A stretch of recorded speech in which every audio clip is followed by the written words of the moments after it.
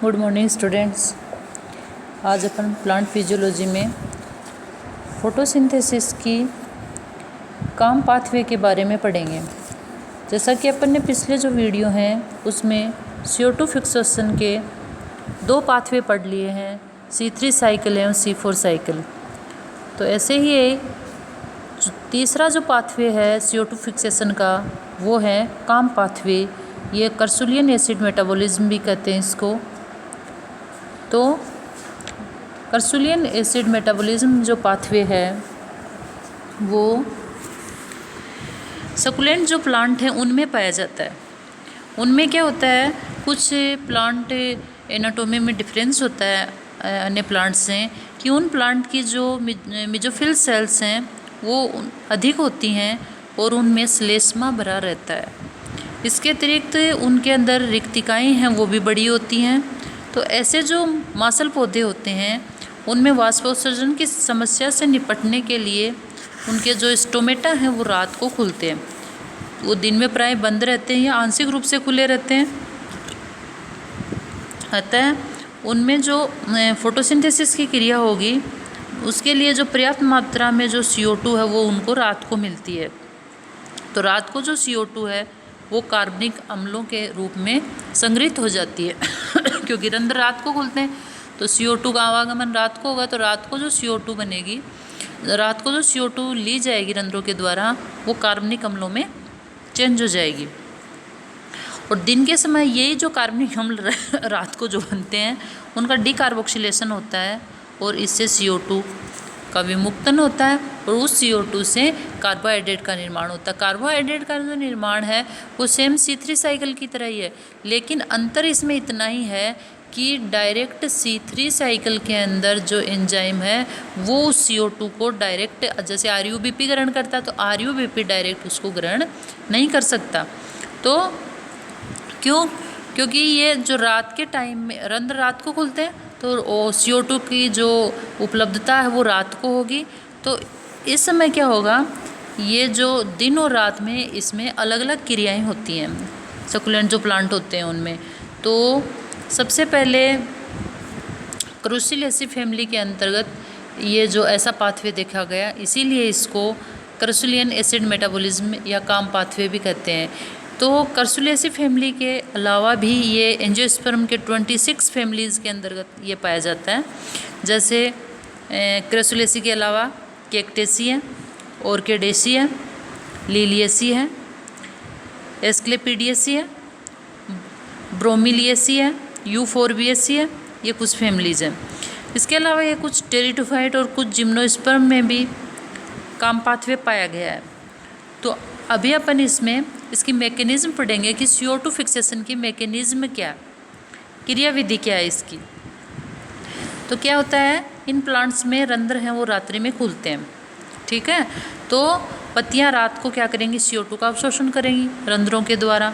और पत्ती के जो मेसोफिल सेल्स में उपस्थित एक एंजाइम होता है PEP फास्फोइनोल पाइरुवेट, ये क्या करता है, उस CO2 को ग्रहण कर लेता है। ये CO2 ग्राही होता है PEP, जो अपने C4 प्लांट के अंदर भी आप लोगों ने देखा होगा। प्रथम ग्राही कौन है, PEP है। तो सेम वही चीज़ यहाँ पे है कि PEP इस CO2 को ग्रहण कर लेगा और ग्रहण करके ये क्या बनाएगा OAA, जो C4 प्लांट के अंदर जो प्रथम स्थायी उत्पाद बनता है, सेम वही चीज़ यहाँ बनती है।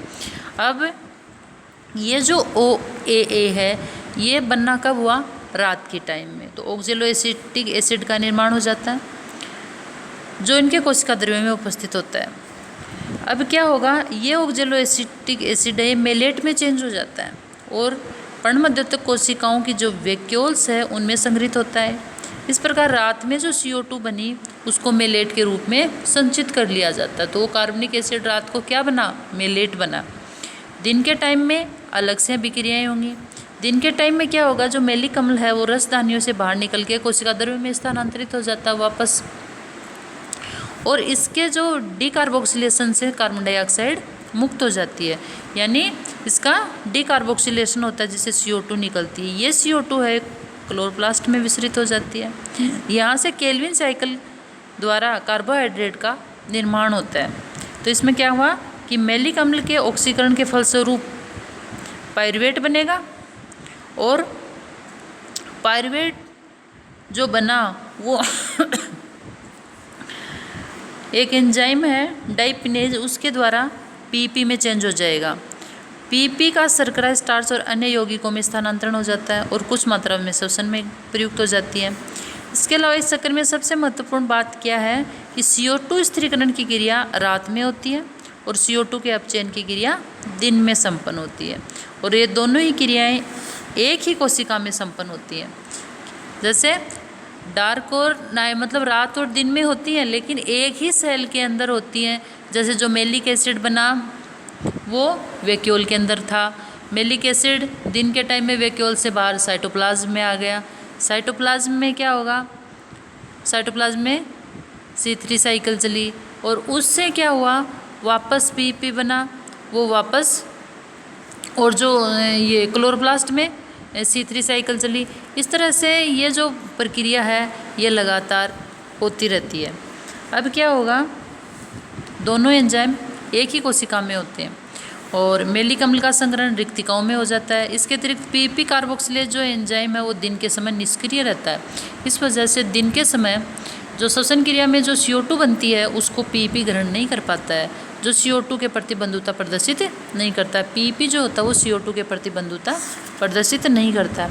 तो इस रूप में मतलब दिन और रात दोनों में अलग अलग क्रियाएं होकर CO2 का फिक्सेशन C3 साइकिल के द्वारा ही हुआ, लेकिन दिन और रात में अलग अलग घटनाएं हुई। यानी ऑक्सीजन CO2 को अपटेक करने का काम रात को हुआ और CO2 से कार्बोहाइड्रेट का निर्माण का कार्य दिन में हुआ। इस तरह से जो कर्सुलियन प्लांट हैं, मांसलोद्भिद प्लांट हैं, जिनमें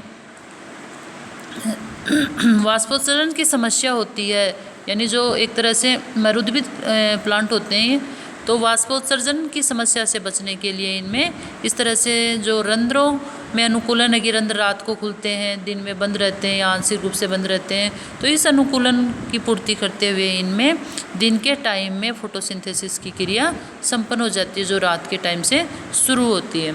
अतः इनमें शुगर का निर्माण होगा वही केल्विन साइकिल से कि CO2 को पहले RUDP ग्रहण करेगा दिन के टाइम में, RUDP वो क्या बनाएगा, PGA बनाएगा, PGA से वो शुगर बन जाएगा, शुगर है वो स्टार्च में चेंज हो जाएगी रात के टाइम में, और साथ में ही PP बनेगा और वो PP है वो रात के टाइम में CO2 को ले लेगा। तो इस रूप में जो CO2 है वो फिक्सेशन होके और ग्लूकोज का निर्माण होगा, बनेगा।